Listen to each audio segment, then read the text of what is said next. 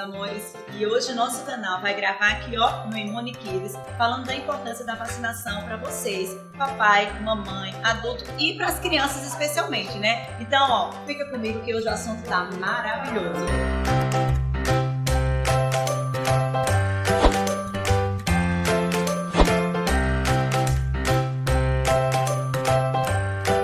Olá, queridos! Estamos aqui com a Andréa Roque, que é a proprietária da Imune Kids, e hoje iremos falar com vocês sobre a importância da vacinação. Andréa, primeiro é um prazer estar com você, né? É um prazer estar aqui na Imune Kids, e eu queria que você primeiro falasse um pouquinho de você. Quem é a Andréa Roque? Oi, Marjorie, tudo bem? É um prazer também falar com você. Adorei a ideia do seu canal, você está de parabéns, e eu vou divulgar para que todos acompanhem, porque é muito importante. As mães precisam estar antenadas nas coisas que realmente são importantes para a criança. E o que você aborda é fundamental. E hoje a gente vai falar um pouco sobre vacinação. Bom, eu sou enfermeira, sou formada há 15 anos, sou mestre em terapia intensiva, sou sócia, membro da Sociedade Brasileira de Imunologia e trabalho com vacinação já há 10 anos. Então já conheço um pouco sobre vacinas, sobre o sistema imunológico, que é importante ser sempre fortalecido. Certo. Andréa, vou fazer a primeira pergunta para você. Você falou que já está, né, no mercado de vacinas há 10 anos, né? E assim, a gente sabe que, assim como há mudanças, né, em várias áreas que a gente sabe, também há mudanças no calendário da vacinação. Né? Então, assim, a gente estava conversando ainda há pouco e você estava me falando que vacinas que antes não faziam parte do calendário obrigatório de vacinação passaram a fazer parte. Por exemplo, quais seriam essas vacinas? Pois é, o calendário nacional, ele é um calendário que já é amplamente assim, parabenizado, porque em termos de países é o que a gente tem de mais completo. E agora passou-se a ser obrigatório, sofremos mais uma modificação que foi muito, assim, ultimamente a gente vem sofrendo várias mudanças. E a desse ano, que passou a vigorar a partir do dia 1º de janeiro desse ano, foi a inclusão como uma vacinação obrigatória em todo o território nacional da vacina contra a febre amarela. Então todas as crianças devem fazer essa vacina agora a partir dos 9 meses e todas terão reforço aos 4 anos de idade. Então o importante é todos se vacinarem. A rede pública com certeza vai ter uma estratégia para atender esse público.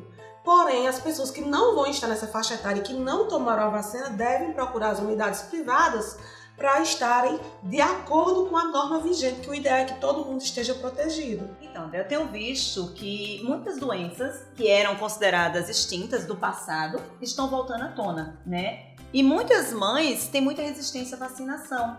Eu tenho casos particulares de mães que falam, olha, eu não dei a vacina porque meu filho tem alergia, sei lá, ovo. Fala um pouquinho sobre isso, como é que é esse procedimento, assim, já que é algo obrigatório, extremamente importante, como é que as mães devem reagir, né, nesse momento de alergia a uma vacina? Olha, aí nessa questão a gente tem que levar em consideração 2 pontos. Vou falar um pouquinho primeiro o que causa as pessoas não procurarem a vacinação e com isso algumas doenças voltarem. A grande vilã dessa situação são as fake news, Marcos. Então, são informações que são divulgadas em todos os meios de comunicação por pessoas que não estão devidamente amparadas das questões de evidências científicas e aí propagam informações porque copiam e colam sem uma base científica. Com isso, veio o sarampo, que isso voltou novamente. A coqueluche, ela está despontando cada vez, aumentando o número de casos, porque as pessoas acreditam que a doença vai causar autismo, vai causar alguma síndrome e por isso deixa de vacinar baseado no que alguém disse sem estar vinculado. E para isso, essa semana, a partir do dia 20, se não me engano, foi lançada uma lei em que as pessoas que divulgarem informações sobre vacinação que não foram amparadas por bases científicas e legais, elas podem ser sancionadas por serem punidas legalmente. Então agora isso é sério porque causou um grande problema de saúde pública. A segunda questão, Marjorie, é em relação a questões de alergia. A alergia existe, é de fato e é real. E ela tem que ser valorizada. O que quer dizer que uma pessoa que é alérgica não pode ser vacinada? Isso não é verdadeiro, tá certo? Por quê? Porque existem vacinas específicas. Então vamos supor, a criança é alérgica a ovo e não toma vacina de tríplice viral, que é sarampo, cachumba e rubéola. O que é que acontece? Essa criança ela pode tomar a vacina de tríplice de um outro laboratório. Geralmente, as vacinas da rede pública, elas são vacinas... Como é que eu posso explicar? É uma vacina que o governo consegue de uma forma única, então só tem aquela apresentação. De repente, a criança alérgica a ovo, ela não pode receber a vacina da rede pública, mas aí as vacinas da rede privada, que já tem outros laboratórios que produzem, outras metodologias, a gente já tem disponível para esse público, entende? Então é importante salientar. Toda vez que eu vou fazer vacina, fala que a criança tem alergia, ovo, leite, e aí a gente traça a vacina específica para a pessoa. E em alguns casos, como por exemplo, vacina de febre amarela, essa vacina, tanto da rede pública quanto da rede privada, ela vai ter componentes de ovo na vacina. Então, aquela criança que é extremamente alérgica, que a gente chama de anafilaxia a ovo, a gente vai ter um protocolo diferenciado que é tratado junto com o médico para ver relação risco-benefício, se a gente vacina ou não a criança. Se for necessário vacinar, essa vacinação é feita em um ambiente hospitalar, com supervisão, a criança passa um tempo lá e depois é liberada. Então a gente faz isso com frequência, a gente vai vacinar crianças assim. O importante é não deixar de vacinar. Exato. Jamais. E com consciência, tem que ser uma tríade, tem que ser a mãe, a clínica com segurança e o médico da criança. Então é uma decisão tomada em conjunto e feita com seriedade. Não é, vem que não tem problema, faz de todo jeito, não é assim. É muito sério. Entendi. Mas, como você falou, existem sim outros meios, né, de fazer a vacinação, que é o importante, é deixar a criança imunizada. Vamos lá. Outra coisa também que a gente percebe que virou também comum assim, no grupo de mães a gente ouvir a reação das vacinas. A reação de muita vacina é normal, né? Faz parte do tratamento, né? E no meu tempo, né, quando eu tive há 12 anos atrás, o meu rapazinho falava que quando dessa vacina tinha que botar compressa. Continua do mesmo jeito, as indicações são as mesmas, tipo, aquelas vacinas que a gente sabe que são mais doloridas, que vai ter uma certa reação. Qual é a orientação que você dá para as mamães que acabaram de vacinar seu neném ou que está para vir vacinar? Bem, em relação a isso, a gente vai falar primeiro em relação à questão de reação. Reação é uma coisa esperada sim, porque é uma substância estranha que está entrando no corpo e a gente espera que o corpo responda. Porém, dependendo do tipo dessa substância estranha que entra no nosso corpo, a gente vai ter uma reação mais exacerbada, que é mais amplificada ou mais tranquila. Nisso aí a gente vai comparar as vacinas da rede pública com a da rede privada. As vacinas da rede pública, geralmente, elas costumam causar um pouco mais de reação. Por quê, Martina? Porque elas são vacinas feitas para ser acopladas, vamos dizer assim, a um vidrinho que tem várias doses de vacina, onde eu preciso aplicar a primeira dose e ter o mesmo efeito que a última dose. Para isso, eu preciso ter algumas substâncias lá dentro que garantam essa eficiência, que garantam que essa vacina vai continuar estéril, desde ser manipulada a primeira vez até a última. E às vezes a reação desencadeada são por essas substâncias, que nós chamamos de conservantes e adjuvantes, que estão dentro desse vidrinho.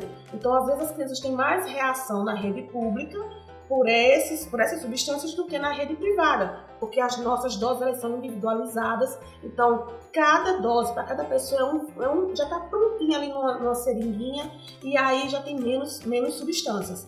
Outra questão é o fato de algumas vacinas serem acelulares. Eu gosto de explicar de uma linguagem bem popular para ficar fácil para vocês entenderem. É o seguinte, a gente vai fazer um suco de manga. Então eu pego a manga com a casca, com o caroço, ponho tudo no liquidificador e faço a vitamina. Aquela vacina ali é a vacina da rede pública. Ela tem tudo que a criança precisa, mas também vai algumas coisas que são indesejáveis. E isso causa reação. As vacinas da rede privada, elas são vacinas mais purificadas. Então passa por um processo de extração de realmente do que é importante, tirando tudo que causa reação desnecessária e é feita a vacina da rede privada. Então seria só a polpa dessa manga, entende? Por isso são vacinas que são mais onerosas. As nossas vacinas são todas importadas da Europa e América do Norte. Então é outro processo de produção voltado para o público, né, para uma fiscalização, para uma qualidade mais intensa. Então por isso vem a diferença de valores. Você falou uma coisa muito importante sobre a questão da fiscalização. É muito comum também a gente ouvir que Olha, vacina na rede pública, como tem uma rotatividade maior, acaba não estragando, não tendo problema de validade. Porém, eu acredito que vocês, como uma empresa privada, a fiscalização deve ser muito intensa em cima de vocês. Então, assim, seria outro mito falar que as vacinas da rede privada, por as pessoas acharem que tem menos pessoas vacinando, elas são vacinas que ficam guardadas por longo tempo e aí, às vezes, correm risco de validade e tudo isso. Eu acredito que é mais um mito que a gente tem que quebrar, né? Exato. É um mito porque, assim, independente de ser na rede pública ou na rede privada, a validade da vacina sempre vai existir. O indicado, lógico, é você, como consumidor, sempre verificar a validade.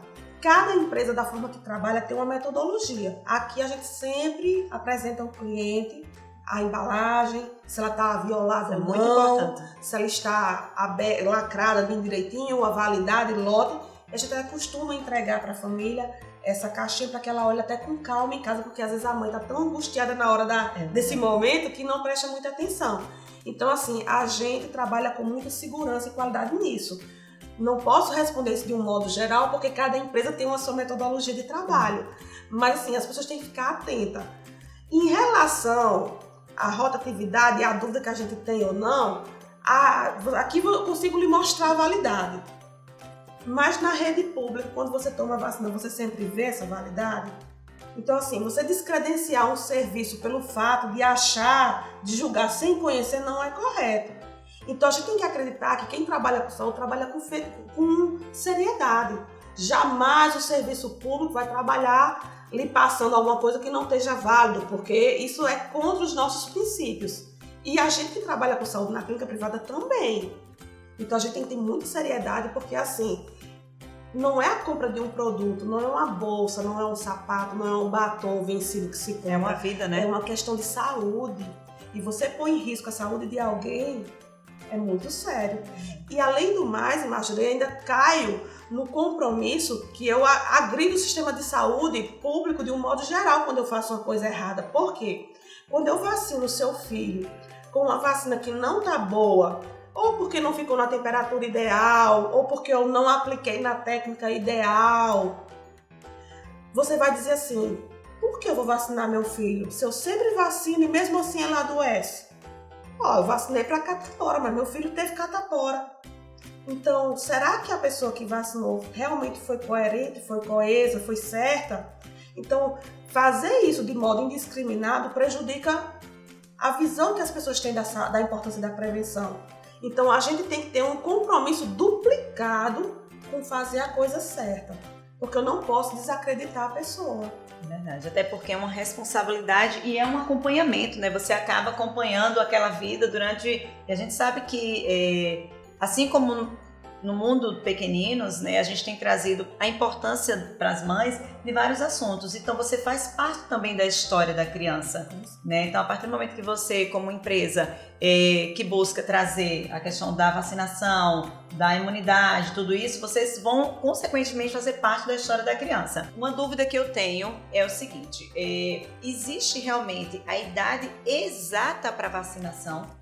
Ou, por exemplo, a mamãe, por uma questão de viagem, ou esquecimento, ou questão de saúde, a criança não estava muito bem naquela época, ela pode estender, ou prorrogar, ou antecipar determinadas vacinas? Os intervalos, eles devem ser realmente respeitados.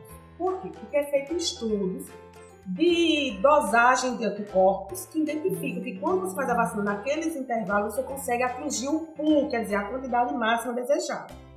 Lógico que não significa dizer que você precisa vacinar o bebê aos 2 meses, tem que ser no dia que a criança faz 2 meses, no dia que faz 4, no dia que faz 6.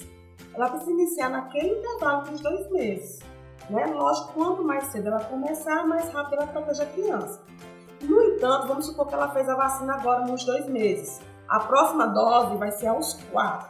Não precisa ser nos 4 meses exatos. A gente pode fazer 15 dias antes ou 15 dias após. Então, a gente tem uma janela para a mãe se preparar, caso vá fazer alguma viagem, alguma questãozinha de resfriado, alguma coisa a gente pode sim mexer nesse intervalo. Uma flexibilidade, né, no caso. Exato. e a gente consegue manter esse calendário. Agora, o importante é não atrasar demais. Lógico que se porventura você atrasar, porque adoeceu e passou 1 mês, 2 meses, a gente retoma a vacinação, nunca se recomeça, sempre se continua.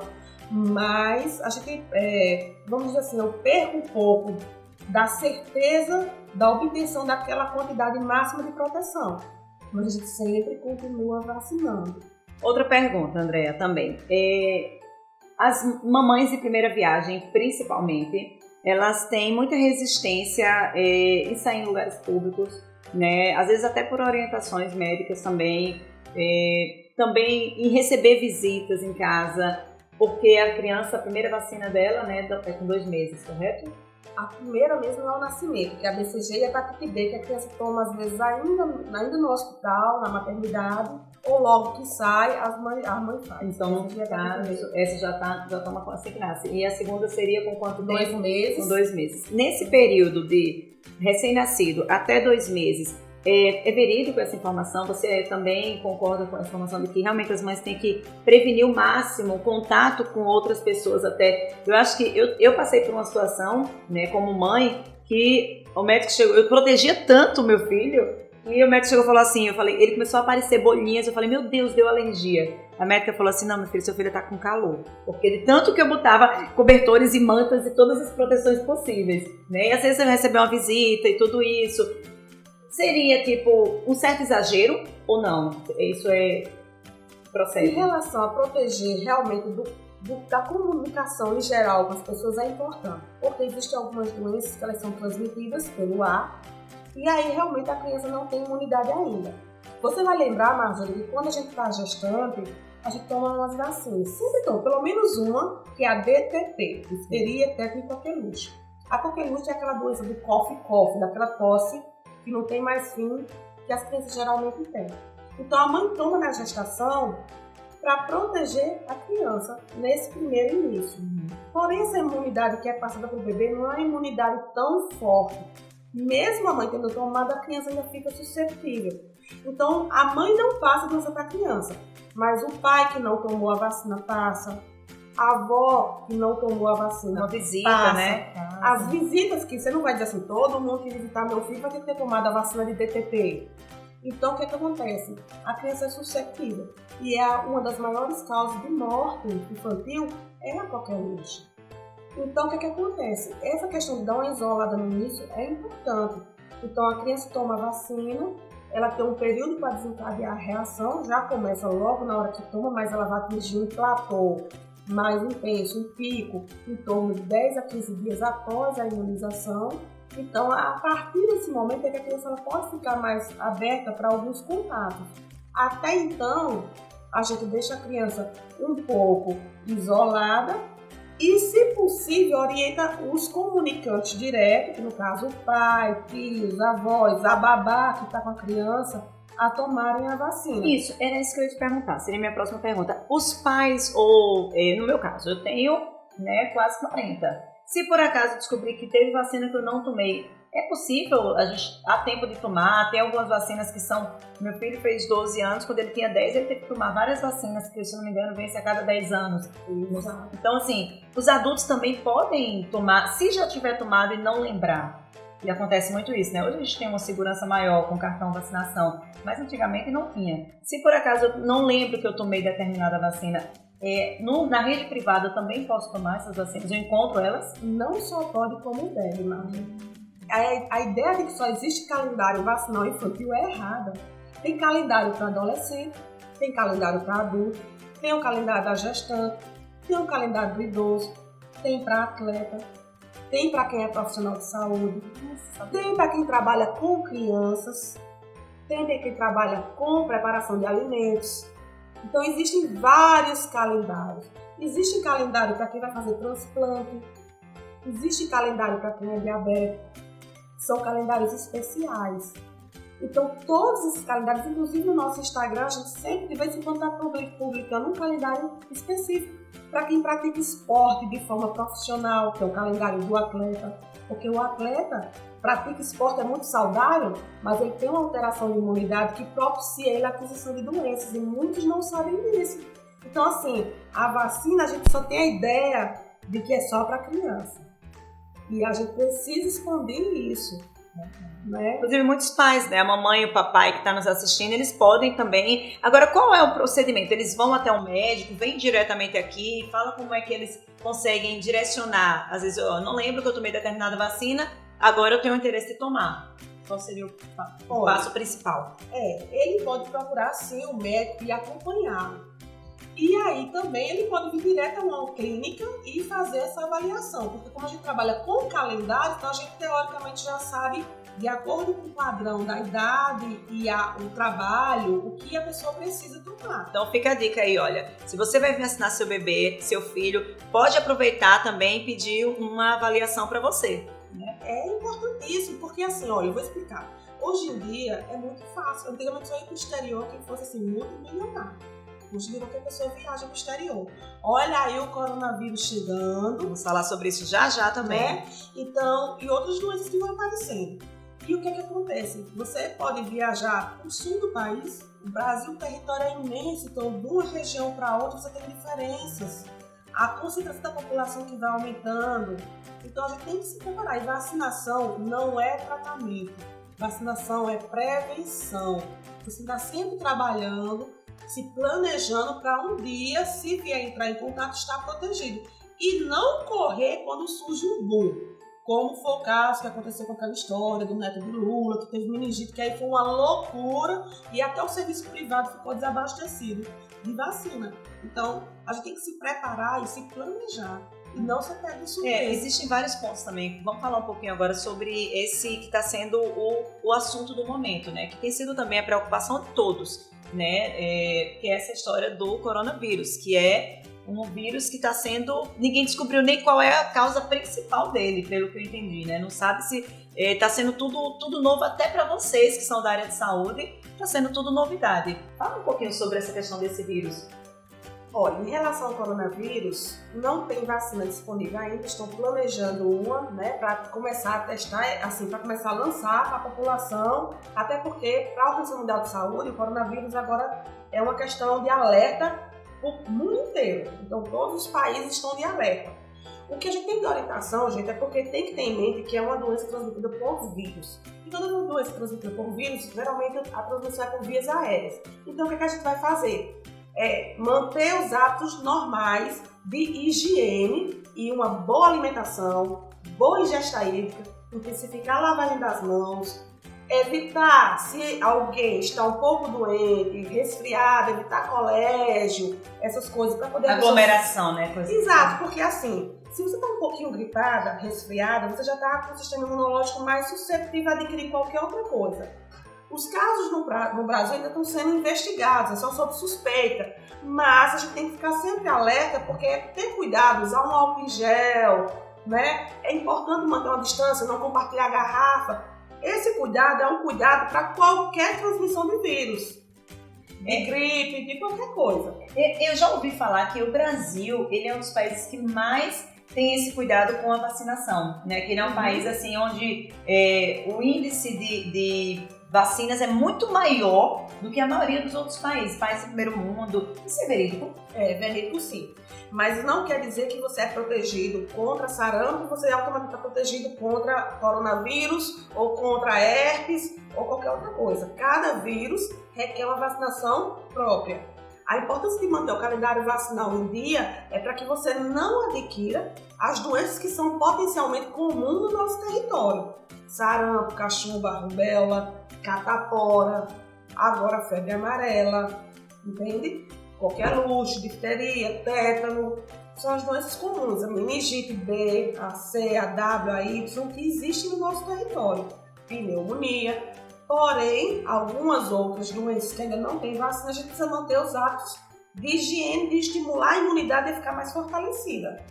André, aproveitando falando sobre essas várias vacinas que a gente tem hoje disponível no mercado, voltou também uma campanha muito forte da HPV, porém com baixo índice de pessoas, né? De estar tendo uma inadimplência muito grande Eu vejo que as escolas, a rede pública está fazendo campanhas, né, o Ministério da Saúde, e ainda assim as pessoas não se conscientizam da importância de determinada doença, talvez por já ser para adolescentes, na maioria das vezes.